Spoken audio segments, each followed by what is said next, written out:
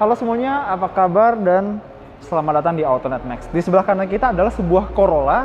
Tapi kalau kalian taunya Corolla itu sedan atau hatchback atau mungkin wagon, ini kok Corolla gede? Sabar, kita jelasin setelah bumper berikut ini.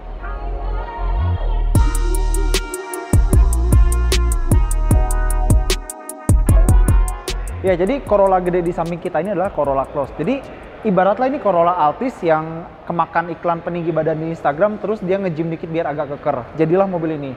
Dan sekarang mobil tuh banyak yang namanya Cross ya, SX4S Cross, Expander Cross, Datsun Cross, Corolla Cross. Dan kalau bahasa Indonesia, Cross itu kan silang. Silang itu coret.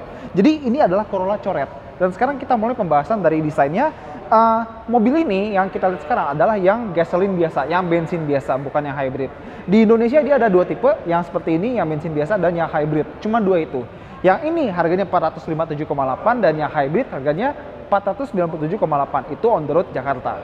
Pertama kita bahas lampunya. Dia tuh melebar dan di bagian sisi ini dia agak menggede sedikit. Lampunya proyektor LED. Dan kalau kita lihat grillnya di tarikan garis ini, itu dia kayak orang cemberut, begini. Jadi nambah lagi ya, mobil yang mukanya cemberut, ada Mini Countryman dan ada si Corolla coret ini.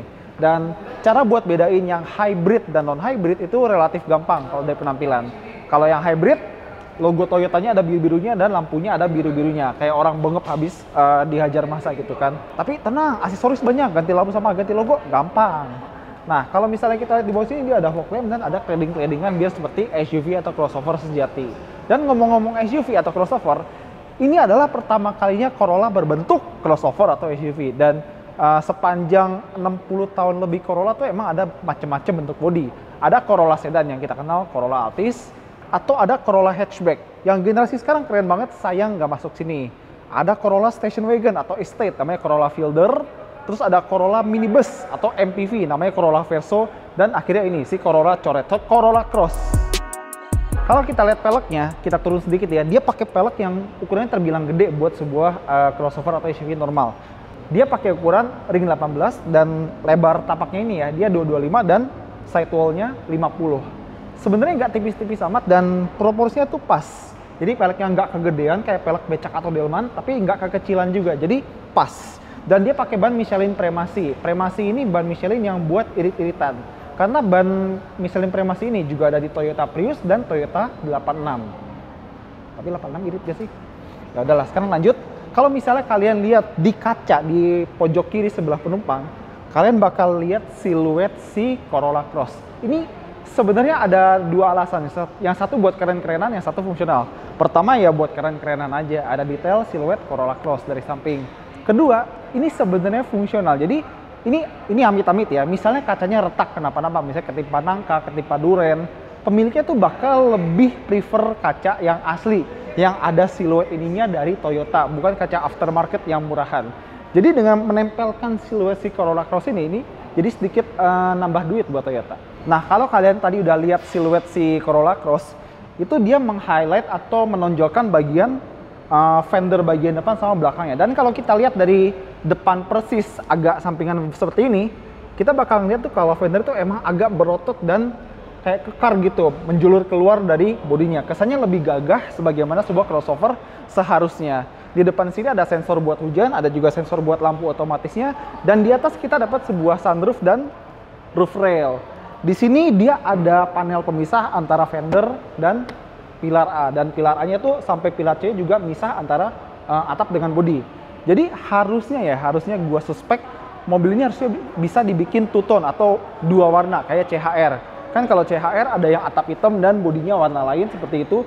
Ini sayangnya belum ada. Mungkin buat facelift-nya kita lihat aja nanti. Dan di spionnya dia spion biasa, ada lampu sen tapi belum ada blind spot monitoring. Dia udah pakai keyless entry buat di pintu driver.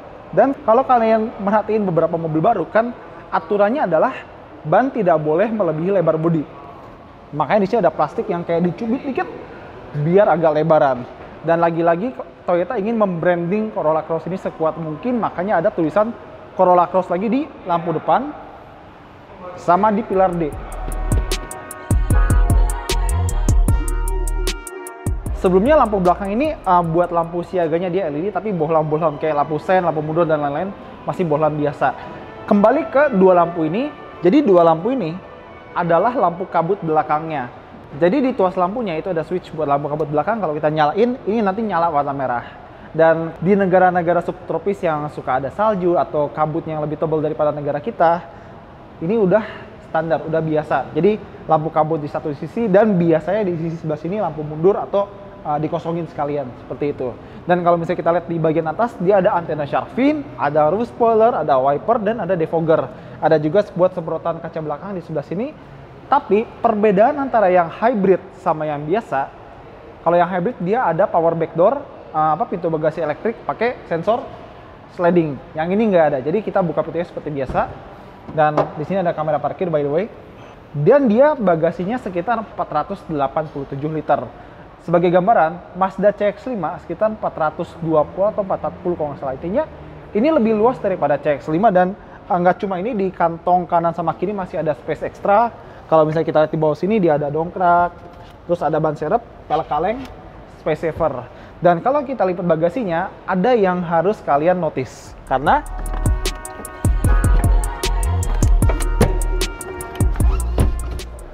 kalau kalian bisa lihat dari sisi kalian, ada tanjakan sedikit di sebelah sini. Kalau misalnya kita boleh saran buat Toyota, mungkin Toyota bisa ngelihat pelipatan joknya kayak Sirion lama atau mungkin Mitsubishi Outlander PHEV. Karena kan kalau mereka tuh bagian bawah kursinya bisa dilipat dulu, baru sandarannya dilipat biar bisa rata lantai seperti itu. Mungkin buat kedepannya ya, biar nggak ada gundukan di sini. Tapi tenang, ini tetap kuat buat ditimpa barang-barang. Ya, jadi itu tadi soal bagasi dan pelipatannya. Dan satu lagi, branding Toyota di mobil itu selain di luar tadi, ternyata di pintu bagasinya juga ada. Jadi kan ini suka ada coakan ya buat kita utak-atik kancing pintu bagasinya. Di sini juga ada siluet Corolla Cross dan tulisan Corolla Cross sekali lagi. Toyota benar-benar pengen branding mobil karena inilah pertama kali Corolla jadi SUV atau crossover. Kita tutup. Dan karena sekali lagi dia lahir sebagai crossover, banyak leading-leadingan plastik, terus ada kayak sejenis skid plate di sini, knalpot asli dan tinggal diumpetin. Dan mobil ini pakai TNGA, Toyota New Global Architecture, tapi bedanya dengan CHR yang sama-sama saudara crossover ya, dia suspensi belakangnya dia pakai torsion bar atau torsion beam, sementara kalau CHR itu suspensinya lebih independen, double wishbone. Jadi ban kiri sama kanan CHR itu bisa bergerak semau mereka sendiri, sementara ban belakang si Corolla Cross itu saling berkaitan. Jadi pergerakannya satu tergantung sama yang lain. Jadi kalau misalnya roda kanan naik, roda kiri akan turun. Kalau CHR, kalau roda kanan naik, roda kiri bisa terserah dia maunya apa aja. Seperti itu. Harusnya ngaruh ke driving, tapi ntar kita coba kalau misalnya ada unit testnya. Dan mungkin itu juga yang bikin harga CHR lebih mahal daripada ini. Karena suspensi double wishbone itu komponen yang mahal. Nah, jadi sebelum kita masuk ke dalam, ini dia kunci si Corolla Cross. Buat yang hybrid ada biru-birunya ya.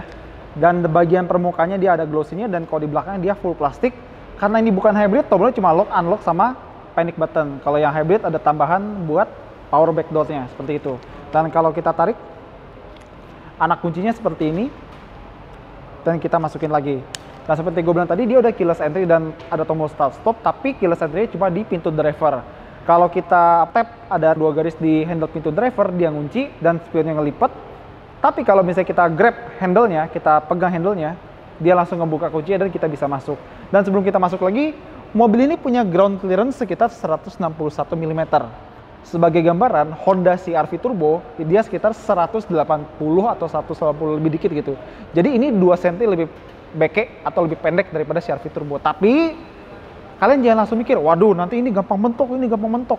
Karena mentoknya mobil itu nggak cuma tergantung dari ground clearance, tergantung juga dari approach angle sama departure angle. Jadi jangan buru-buru ngejudge kalau mobil ini bakal gampang mentok, biarpun ground clearance-nya cuma 161 mm. Sekarang kita masuk. Sebelum kita tutup, gue baru nyadar kalau di ambang pintunya tuh dia nggak ada door seal di bagian bawahnya. Biasanya kalau mobil-mobil lain kan dikasih door seal, misalnya tulisan lagi Corolla Cross gitu atau siluetnya. Ini nggak ada. Entah kenapa, padahal branding di eksterior sama pintu bagasi tadi kan lumayan banyak ya. Kita tutup. Nah, suara nutup pintu-pintu Toyota tuh kedengarannya solid, terutama di mobil ini. Dan salah satu keunggulan ground clearance yang cuma 161 tadi, itu naik turunnya gampang. Jadi kaki tuh ngangkatnya nggak tinggi-tinggi. Mungkin buat yang udah berumur, yang sepuh, yang pernah muda mungkin akan sangat menguntungkan. Jadi masuk turunnya gampang. Dan dia ada armrest, ada 2 cup holder, dia ada kisi AC ya di sini buat dibuka sama ditutupnya. Dan di bagian bawah sini dia nggak ada apa-apa, nggak ada charger, nggak ada port USB seperti itu. Tapi kita masih dapat kantong, tapi cuma satu di balik jok penumpang. Karena di balik jok driver nggak ada apa-apa. Di pintunya kita dapat bahan-bahannya empuk di atas ini, sama di bagian sikut kita. Jadi bahan empuknya cuma di bagian yang bakal kena tangan atau sikut kita seperti itu. Ada cup holder, ada power window seperti biasanya, dan ruangan di sini cukup oke buat orang dewasa setinggi 178 cm. Ruang kaki cukup dan ruang kepala, karena ini sebuah crossover atau SUV, dia punya ruang kepala yang tinggi. Padahal di depan kita ada sunroof. Lampunya dia ada di sini dan masih warna kuning. Ada gantungan di sini buat kalau misalnya kita pengen gantung jas atau kemeja dan lain-lain.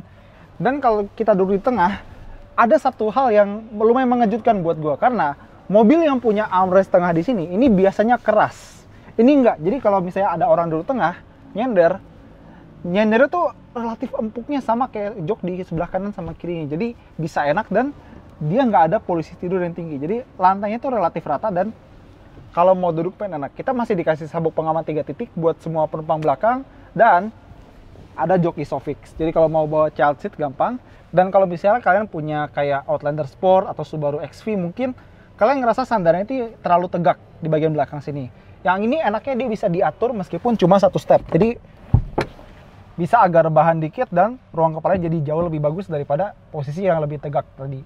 Ini kayak bakal cukup oke buat di belakang.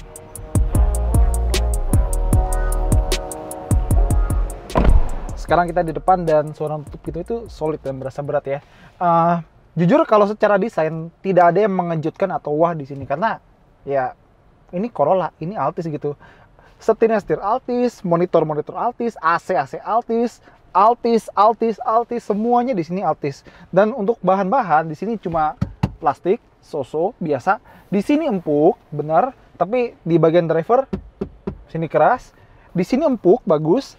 Di sikut driver sama penumpang depan ini juga lagi ada kulit-kulitnya ya. Jadi enak kalau buat disenderin. Dan begitu ke bawah lagi-lagi cuma plastik yang biasa aja. Tapi untuk kualitas pemasangan semua dari atas, tengah ke bawah kesannya solid. Dan di pintu ada kantong yang lumayan lega. Dan satu hal yang gua ngeh di mobil ini adalah semua power window-nya all auto. Mau buka, mau tutup di semua power window. Jadi misalnya sekarang gua mau buka jendela belakang. Kan kalau di mobil lain gua harus tahan tombolnya kan. Ini gua cukup tekan sekali. Dia ngebuka dan ngebukanya itu penuh. Jadi nggak ada kaca yang nyisa. Tutupnya juga tinggal colek, angkat sekali. Satu sentuhan yang bagus menurut gua. Dan kalau di Thailand, Corolla Cross ini bagian tengahnya dia dikasih speedometer full layar LCD. Di sini sayangnya kita agak di down spec, jadi cuma speedometer analog dan tachometer biasa. Yang hybrid juga begitu, jadi speedometer biasa dan yang hybrid itu tachometer hybrid. Jadi cuma ada jarum dengan 3 kuadran charge, kuadran eco, sama kuadran power. Dan dia pengaturan setirnya lengkap ya, bisa tilt, bisa teleskopik, dan di sini lampu depan auto, wiper auto. Di sini ada tombol, di sini buat apa namanya MID, terus yang ini buat cruise control, tapi belum adaptif cruise control seperti itu. Dan spion tengah day and night, tapi masih manual.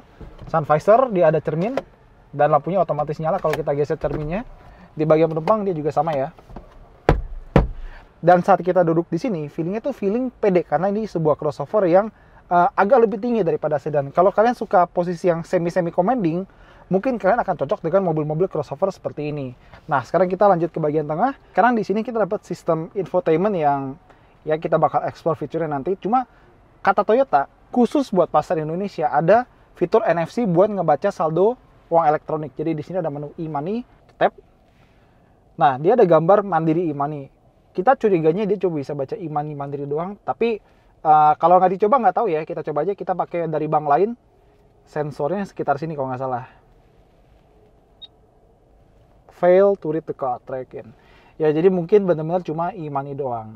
Cuma bisa baca sisa saldo, kita nggak bisa top up di sini. Terus di bawah dia ada AC, udah dual zone, ada auto climate control, dan bagian bawah sini ada luminasi atau ambient light warna biru. Tadinya gue kira itu harus charging ya di bagian sini, tapi ternyata bukan, cuma tempat penyimpanan biasa aja. Ini dia gearboxnya pakai CVT, dan di sini ada tombol buat stability control. Dan kalau di versi hybrid dia ada EV mode, alias dia bisa jalan pakai tenaga listrik aja. Tapi jaraknya nggak jauh, cuma sekitar 1 atau 3 km kalau nggak salah, seperti itu. Lanjut ke belakang, ada cup holder, dan mungkin kalian lihat ini mana rem tangannya, mana rem parkirnya gitu kan. Biasanya apa pakai EPB atau enggak? Nggak seperti itu. Dia rem tangannya ada di kaki. Rem tangan di kaki. Ya, pokoknya gitulah, rem parkirnya di kaki. Nah, begitu lebih tepat ya. Seperti itu. Dan ini bisa kita geser jadi armrest. Jadi kalau mau relax begini, sikut di sini, tangan di sini, dan tangan kanan juga sikutnya di door trim. Nyetirnya jadi relax seperti itu. Kalau kita buka ini juga, ya sebenarnya nggak gede-gede amat, kecil, tapi dia ada power outlet sama port USB buat ngecas gadget kita. Habis itu lacinya glove box ya, dia lumayan gede, dan joknya dia udah jok kulit, ada jahitan, dan khusus buat hybrid dia ada jok driver elektrik. Karena ini bukan hybrid, dia maju mundur, rebah tegak, sama tinggi rendahnya dia masih manual. Dia ada sunroof, dan buat covernya dia masih manual, tapi untuk membukanya udah elektrik. Cuma bukaannya agak kecil ya. Ya, kecil. Terus satu yang bikin kita agak sedikit kecewa sama mobil ini adalah mobil ini kan harganya di rentang 450 sampai 500-an, kurang dikit ya. Dia nggak punya feature yang spesial atau istimewa atau bikin kita wow gitu. Karena begini, di Corolla Altis yang hybrid, gua terpukau sama mobil itu karena dia punya Toyota Safety Sense yang lengkap. Ada rem otomatis, ada lane departure warning, ada lane keep assist, ada adaptive cruise control, ada blind spot monitoring, dan masih banyak lagi yang kita pikir, wah, Toyota Corolla Altis Hybrid fiturnya bagus, safety-nya bagus, seperti itu. Tapi di Corolla Cross ini kayak, ya oke, cuma nggak ada yang spesial. Ya gue tahu ada e-money, cuma nggak terlalu bisa menjual gitu. Masih agak terlalu polosan buat mobil 450 mendekati 500 jutaan. Tapi bukan berarti safety mobil ini jelek ya. Dia punya 7 airbag, punya ABS, punya EBD, punya stability control, punya hill start assist. Jadi bukan yang jelek, cuma buat sebuah merek Jepang dan skala teknologi keselamatan makin baik, gue berharap Toyota dan pemain dominan lainnya itu bisa memberi lebih. Dan sebelum kita keluar, sabuk pengamannya bisa diatur tinggi rendah. Sekarang kita keluar.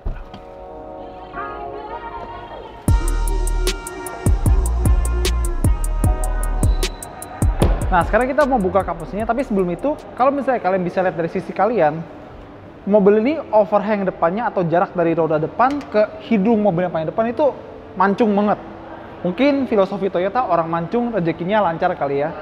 Sekarang kita buka aja. Kap mesinnya panjang banget. Lumayan berat.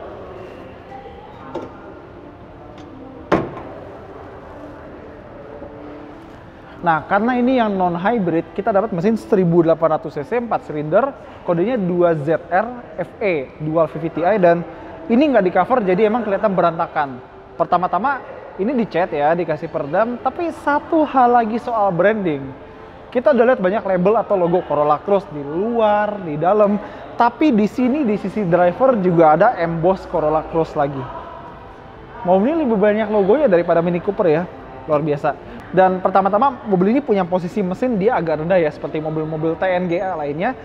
Speknya dia 140 PS tenaganya, kalau torsinya sekitar 169 Nm. Itu yang non-hybrid. Kalau yang hybrid agak rumit. Yang hybrid itu dia pakai mesin 1800 cc 4 silinder plus 1 motor listrik dan baterai. Kodenya 2ZR FXE. Tenaganya ini agak rumit sekali lagi. Kalau dari mesinnya aja itu sekitar 98 PS dan torsinya 142 Nm. Nah, kalau ditambah motor listriknya itu punya tenaga 72 PS dan torsinya 163 Nm. Tapi kita nggak bisa langsung jumlahin tenaga sama torsinya. Jadi kita nggak bisa bilang, oh tenaga totalnya 170 PS atau torsi totalnya 305 Nm. Kita nggak bisa bilang begitu karena bukan begitu cara penjumlahannya. Beda ya. Jadi ya atasnya rapi, dicat bagus, ada peredamnya, cuma nggak di cover apa-apa.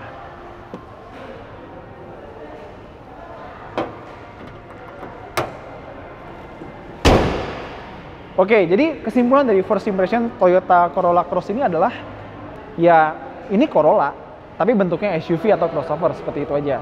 Ini buat orang yang pengen kayak CR-V dari Toyota atau CX-5 dari Toyota, dan mungkin seperti itu, ini jawabannya. Kalau fitur, jujur aja kita nemu yang spesial dari mobil ini. Nggak ada yang istimewa, nggak ada yang wah.